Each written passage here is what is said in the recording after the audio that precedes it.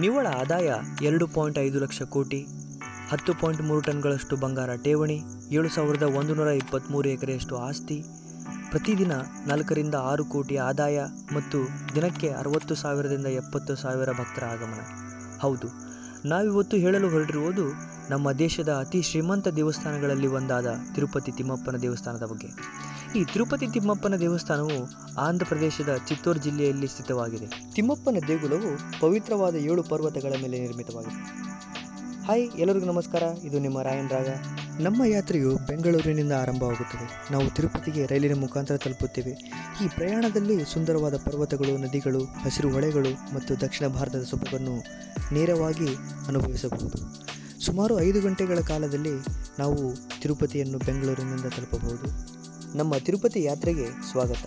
ಇಂದು ನಾನು ತಿರುಮಲ ತಿಮ್ಮಪ್ಪನ ದರ್ಶನಕ್ಕಾಗಿ ತಿರುಪತಿಗೆ ಭೇಟಿ ನೀಡುತ್ತೇನೆ.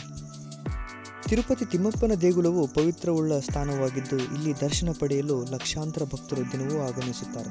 ತಿರುಮಲ ಬೆಟ್ಟವನ್ನು ಏರುವುದು ಒಂದು ಧಾರ್ಮಿಕ ಅನುಭವವಾಗಿದೆ. ಅದನ್ನು ರಾತ್ರಿಯ ಸಮಯದಲ್ಲಿ ಏರುವುದು ಮತ್ತಷ್ಟು ವಿಶೇಷ. ಈ ಬೆಟ್ಟವನ್ನು ಏರಲು ಭಕ್ತರಿಗೆ ಸುಮಾರು 3,500ಕ್ಕಿಂತ ಹೆಚ್ಚು ಮೆಟ್ಟಿಲುಗಳು ಎದುರಾಗುತ್ತವೆ. ಈ ದಾರಿಯ ಉದ್ದವು ಸುಮಾರು 7 ಕಿಲೋಮೀಟರ್ನಷ್ಟಿದೆ. ಇದನ್ನು ಬೆಳಗಿನ ಕತ್ತಲಲ್ಲೇ ಯಾತ್ರಿಗಳು ಹೆಚ್ಚಾಗಿ ಏರುತ್ತಾರೆ.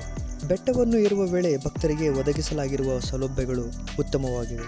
ಹಾದಿಯುದ್ದಕ್ಕೂ ವಿಶ್ರಾಂತಿ ಪಡೆಯಲು ಕುರ್ಚಿಗಳು ಮತ್ತು ಹೋಟೆಲ್ಗಳು ಇವೆ. ಗಾಯ್ಸ್, ಇವಾಗ ನಾವು 2,100 ಸ್ಟೆಪ್ಸ್ ಹತ್ತೀವಿ. ಇನ್ನೂ 1,450 ಸ್ಟೆಪ್ಸ್ ಬಾಕಿ ಅದಾವು. ಇಲ್ಲಿ ಒಳಗೆ ಹೊಂಟಾಗಂತೂ ಫುಲ್ ರಾಜಮಾರ್ಗದಾಗ ಹೊಂಟೇವೆ ಅಂತ ಫೀಲ್ ಬರೋದು ನಮಗೆ. ಇದು ತಿರುಪತಿ ದೇವಸ್ಥಾನದ ದ್ವಾರ ಬಾಗಿಲು. ಇಲ್ಲಿ ಹೆಜ್ಜೆ ಹೆಜ್ಜೆಗೂ ಓಂ ನಮೋ ವೆಂಕಟೇಶಾಯ ಎನ್ನುವ ಭಜನೆಗಳು ಕೇಳಿಬರುತ್ತವೆ. ರಾತ್ರಿಯ ಬೆಳಕಿನಲ್ಲಿ ತಿರುಮಲ ದೇಗುಲವು ಸುಂದರವಾಗಿ ಹೊಳೆಯುತ್ತದೆ. ಭಕ್ತರು ಬೆಟ್ಟವನ್ನು ಏರಿದ ನಂತರ ದೇಗುಲದ ದರ್ಶನ ಸಿಗುವುದು ಒಂದು ವಿಸ್ಮಯಕಾರಿ ಅನುಭವ. ದೇಗುಲದ ಸುತ್ತಮುತ್ತಲಿನ ಬೆಳಕುಗಳು ಮತ್ತು ಶಾಂತತೆಯ ವಾತಾವರಣವು ಭಕ್ತರಿಗೆ ಆಧ್ಯಾತ್ಮಿಕ ಶ್ರದ್ಧೆಯನ್ನು ತುಂಬುತ್ತದೆ. ತಿರುಮಲದ ರಾತ್ರಿಯ ದೃಶ್ಯವು ಭಕ್ತರಿಗೆ ಆಧ್ಯಾತ್ಮಿಕ ಶ್ರದ್ಧೆಯುಳ್ಳ ಒರಟು ಮತ್ತು ಅದ್ಭುತ ಅನುಭವವನ್ನು ನೀಡುತ್ತದೆ. ಈಗ ಸಮಯ ಸರಿಯಾಗಿ 2 ಗಂಟೆ.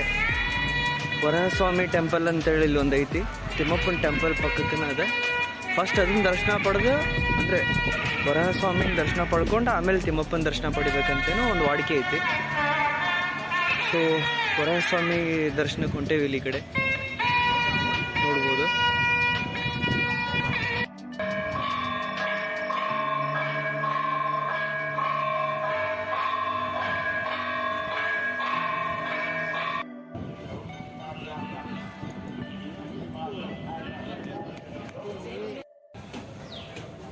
ಹಾಯ್ ಫ್ರೆಂಡ್ಸ್, ನೀವು ತಿಮ್ಮಪ್ಪನ ದರ್ಶನ ಮಾಡ್ಬೇಕಂತಂದ್ರೆ ಟೋಕನ್ ತೊಗೊಳ್ಬೇಕಂತೇನು ಅವಶ್ಯಕತೆ ಇಲ್ಲ. ವಿತೌಟ್ ಟೋಕನ್ ಕೂಡ ಎಂಟ್ರಿ ಐತಿ ಇಲ್ಲಿ. ಆದರೂ ಸ್ವಲ್ಪ ಸುತ್ತು ಹೊಡೆದು ಹೋಗ್ಬೇಕಾಗತ್ತೆ. ಸೊ ಇಲ್ಲಿ ನೋಡ್ಬೋದು, ಹಿಂದ್ಗಡೆ ಮುಂದೆ ತೋರಿಸ್ತೀನಿ ನಿಮಗೆ.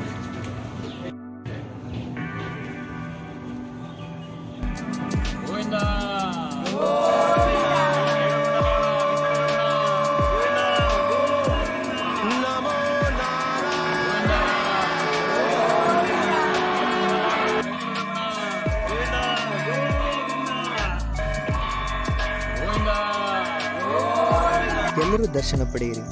ಎಲ್ಲರೂ ಹೇಳಿ ಗೋವಿಂದ ಗೋವಿಂದ, 7 ಕುಂಡಲವಾಡ ಗೋವಿಂದ ಗೋವಿಂದ. ತಿಮ್ಮಪ್ಪನ ದರ್ಶನವು ತಿರುಪತಿಯ ಮಹತ್ವದ ಭಾಗವಾಗಿದೆ. ದಿನವೂ ಲಕ್ಷಾಂತರ ಭಕ್ತರು ದರ್ಶನಕ್ಕಾಗಿ ನಿರೀಕ್ಷಿಸುತ್ತಾರೆ. ಈ ದರ್ಶನವು ಭಕ್ತರ ಶ್ರದ್ಧೆಯ ತುದಿಯಾಗಿದೆ. ಭಕ್ತರು ತಿಮ್ಮಪ್ಪನ ದರ್ಶನ ಪಡೆದ ಮೇಲೆ ಅವರಿಗೆ ಲಡ್ಡು ಪ್ರಸಾದ ವಿತರಿಸಲಾಗುತ್ತದೆ.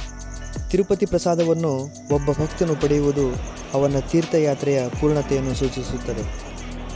ಲಡ್ಡು ಪ್ರಸಾದ ಸ್ವೀಕರಿಸುವುದು ತಿಮ್ಮಪ್ಪನ ಆಶೀರ್ವಾದದ ಪ್ರತೀಕವಾಗಿದೆ. ನಮಗೆ ತಿರುಮಲದ ಸುತ್ತಮುತ್ತಲಿನ ಪ್ರದೇಶದಲ್ಲಿ ಕಂಡುಬರುವ ಪ್ರದೇಶವು ತುಂಬ ಆಕರ್ಷಕವಾಗಿದೆ. ತಿರುಪತಿಗೆ ಭೇಟಿ ನೀಡುವ ಭಕ್ತರಿಗೆ ಸುಸಜ್ಜಿತ ಪ್ರಯಾಣ ಸೌಲಭ್ಯಗಳಿವೆ. ಇದು ಅವರ ತೀರ್ಥಯಾತ್ರೆಯನ್ನು ಸುಲಭಗೊಳಿಸುತ್ತದೆ. ತಿರುಮಲದ ಹಸಿರು ಬೆಟ್ಟಗಳು, ಶಾಂತ ವಾತಾವರಣ ಮತ್ತು ನೈಸರ್ಗಿಕ ಸೌಂದರ್ಯವು ಈ ಪವಿತ್ರ ಸ್ಥಳವನ್ನು ಇನ್ನಷ್ಟು ಆಕರ್ಷಕವಾಗಿಸುತ್ತದೆ. ವೈಯಕ್ತಿಕವಾಗಿ ಹೇಳಬೇಕೆಂದರೆ ತಿಮ್ಮಪ್ಪನ ದರ್ಶನದಿಂದ ಮನಸ್ಸಿನಲ್ಲಿ ಶಾಂತಿ, ಸಂತೃಪ್ತಿ ಸಿಗುತ್ತದೆ. ಈ ದೈವಿಕ ಸ್ಥಳವು ನಮ್ಮೆಲ್ಲರ ಜೀವನಕ್ಕೆ ಆಧ್ಯಾತ್ಮಿಕ ಶ್ರದ್ಧೆಯ ದರ್ಶನವನ್ನು ನೀಡಲಿ ಎಂದು ಎಲ್ಲರಿಗೆ ಆಶಿಸುತ್ತಾ ಮತ್ತೆ ಸಿಗೋಣ. ನಮಸ್ಕಾರ.